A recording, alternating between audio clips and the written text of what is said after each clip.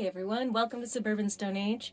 Rebecca here, and at Suburban Stone Age we use technologies from the Stone Age, Agricultural Age, and Information Age to build a more sustainable modern life and leave things better than we found it for future generations. Today we're hanging out in the Agricultural Age, and the reason it's on my mind is because my entire cultivated garden harvest this year completely failed.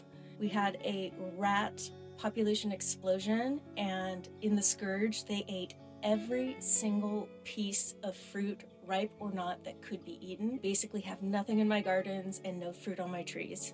Now, going back to acorns, because these guys here are by far the most reliable and sustainable crop that there is. I have found that I can plant the garden that I'm used to with the plants that I've grown up with and I'm familiar with, but because they aren't perfectly adapted for this environment, they were brought in from somewhere else, they are weak and vulnerable to things like rats, drought, disease. What I've learned over the years, especially when it comes to famine years, because boy, would I be in so much trouble if I didn't have either acorns or, a grocery store or neighbors who didn't get hit the same. It would be a famine year. It's really deeply unsettling.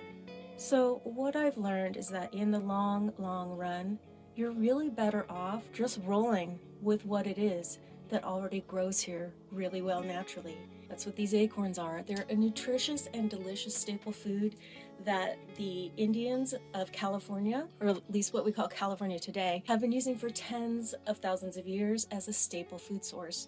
They're nutritious, and look what happened. There's enough of these acorns around in our valley that even with the rat explosion, there's still plenty for everyone. Rats couldn't even get them all. Whereas cultivated plants that I had from the agricultural age were totally destroyed and I'd be starving.